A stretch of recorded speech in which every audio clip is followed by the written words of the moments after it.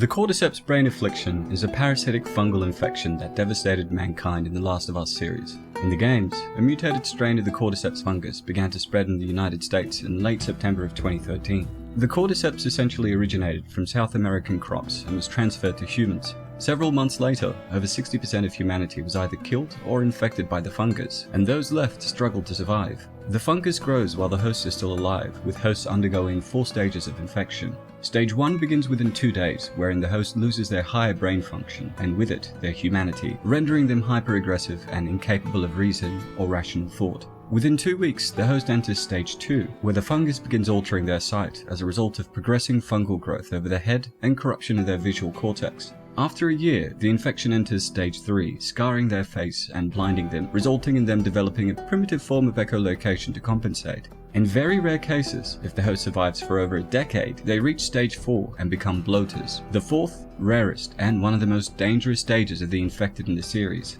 Bloaters are incredibly strong infected, covered in thick fungus that effectively acts as armor. As such, their skin forms large patches of scale-like tissue that glow in the dark, and form mycotoxin pouches that engulfs their entire body. Because of this protective covering, they can withstand multiple hits from weapons such as hatchets and machetes, and even shotguns and hunting rifles, making them extremely tough to eliminate. The infected are extremely aggressive, but are rather slow-moving, making them more predictable than other infected types. Like clickers, they use echolocation to find and trap survivors. However, because the fungus has completely deformed their face and blinded them, their echolocation is much less refined. If a bloater grabs a survivor, it will violently rip their jaw apart through brute strength, grab the player's head and smash it, pin them to the ground and pummel their body mercilessly, or grab the survivor's neck and bend it to break the spine. There is literally no way for the player to defend themselves if grabbed. The result is instant death. Bloaters also throw sacks of mycotoxin, which explode on impact, spraying the target with the toxin. This will hurt the player over time, so it's recommended to avoid the deadly clouds. Like all infected, they are vulnerable to fire, making fire weapons ideal, and when set ablaze, a bloater will wildly thrash around, trying to put out the flames. After immolation, they take on a charred, black and smoking appearance. Their armor will also be charred and brittle, making them more vulnerable to low-powered weapons.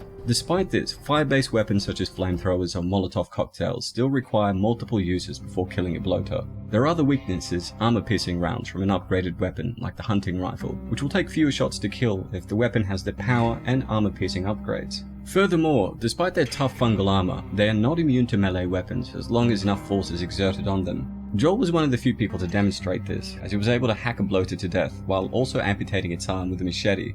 Given all this, the most efficient way to kill bloaters is to throw a Molotov cocktail or use a flamethrower to stun them before ending them with a shotgun blast. However, a burning and thrashing bloater can still grab the player and kill you, so you should never let them get too close. The bloater actually draws its mycotoxin bombs from the bright, deformed patches growing on its body. Each bloater has 3, 1 on its lower right abdomen, 1 on its upper left chest, and 1 on its upper right back. Shooting any of these growths destroys them and reduces the damage required to kill the bloater. Destroying all 3 will completely disable the bloater's ranged attack and significantly increase the player's options for dealing with them. When contending with a runner, stalker, or clicker, we can usually throw a brick or empty bottle at them to stun them, and then continue by running towards the infected while swinging a melee weapon. This will result in an instant kill. However, this is ineffective against a bloater, as its hardened face is impervious to this damage, and standing still may invite it to lob a fungus bomb, or for it to run at you. In part 2, the player can also make use of a dodge mechanic to avoid a bloater's charge attack, and lure them into solid walls, which will stun them.